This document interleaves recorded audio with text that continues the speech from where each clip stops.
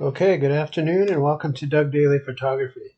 Today I'm going to be going over a program called Aurora HDR. Okay, what you want to do is you want to go ahead and open up the program. Go ahead and open Images. And then you want to go ahead and navigate to your folder. For these images, I put them on the desktop. Go ahead and open that up. Now what I like to do is, these are images that I took with my Mavic Pro 2 drone. And I have it set up to bracket, so it actually takes 5 photographs automatically and varying the different exposures. So I like to use, it does it in DNG and also in JPEG. And JPEG is a compressed file format, so it doesn't have as much information as the DNG files. So I like to use the DNG files. So I'm going to go ahead and select those all. So this will be the first one. Oh, actually, I take that back. Cancel. I'm going to have to go ahead and just drag them in. Let me go ahead and start that open again. So we want to go ahead and open Aurora HDR.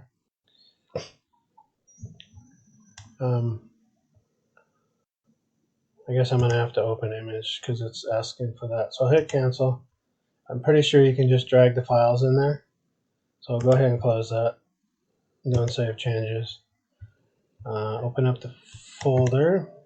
Get the files that I need. So they're basically going to be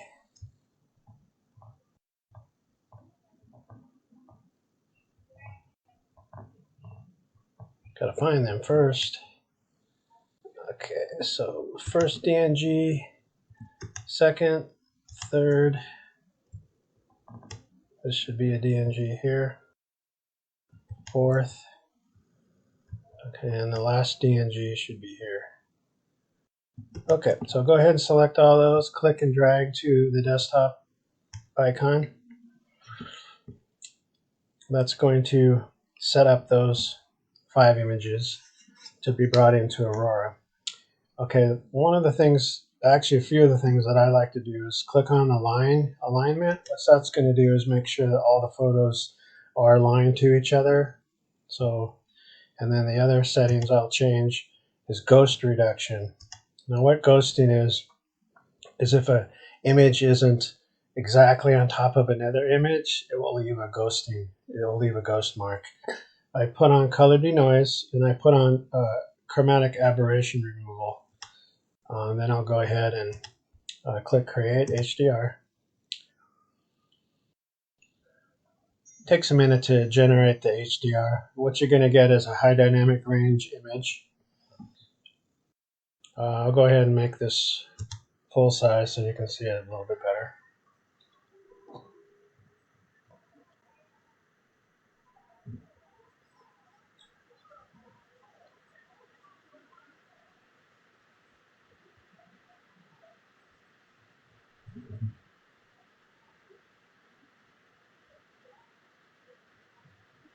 A few more seconds.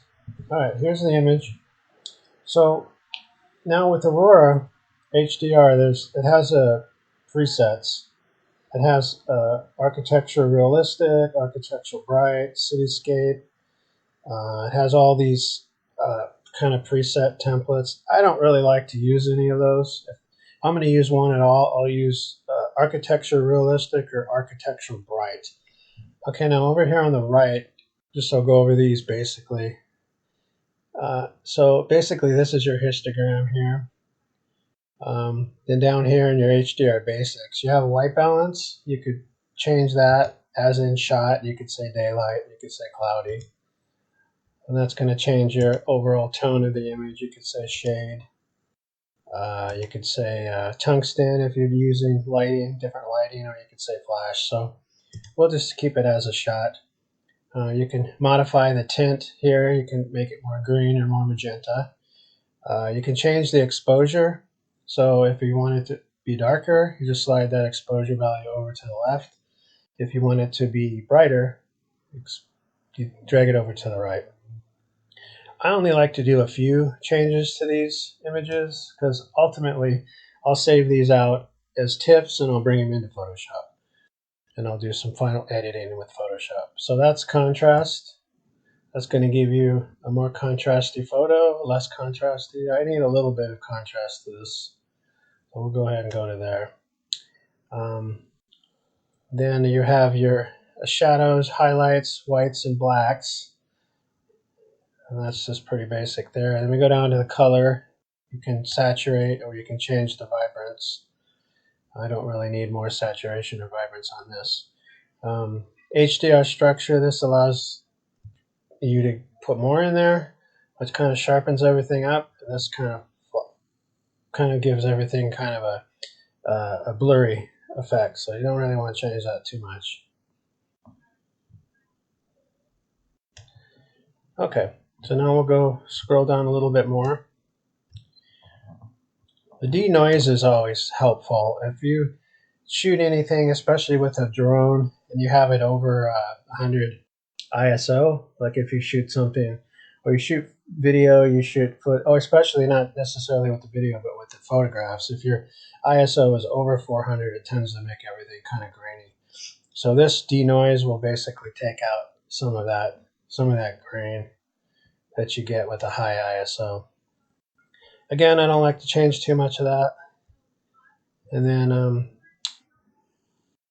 this here is image radiance, just smoothness, brightness, shadows, warmth, and vividness. That I don't really need to change too much. There's a polarizing filter, which is kind of nice. This, if you don't have a polarizing filter on your drone or on your camera, this will actually bring back some of the details that's lost without having a polarizing filter. You got HDR Detail Boost. That's kind of, don't really need to mess with that too much.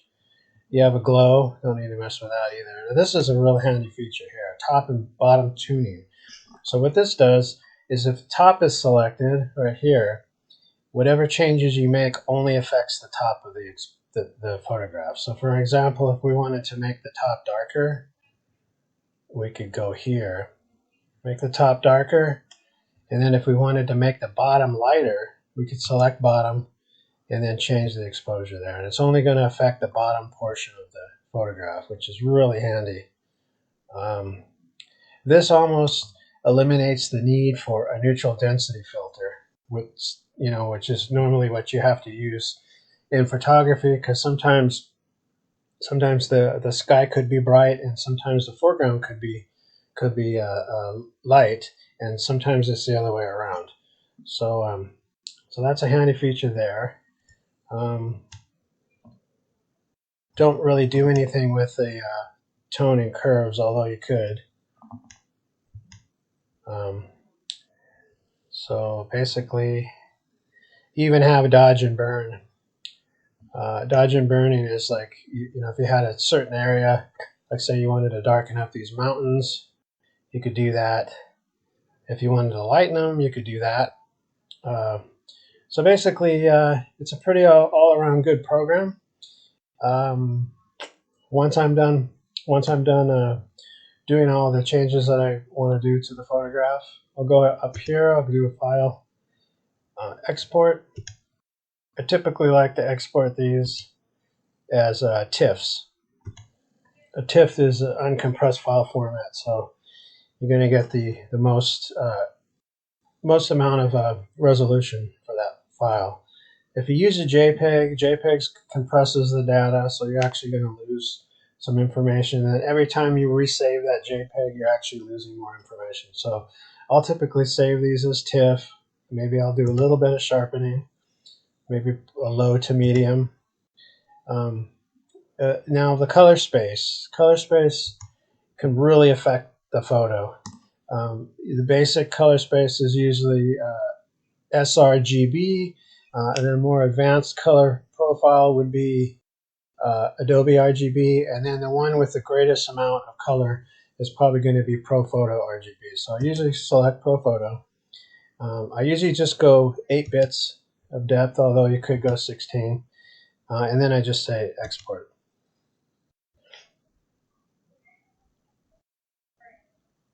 Now the photo is done. I can bring it into Photoshop, do what I want with it. This program has a good crop feature. It's very useful. You can change your stuff around. Super easy to crop in this program if you want to make something smaller, but you don't need to use that.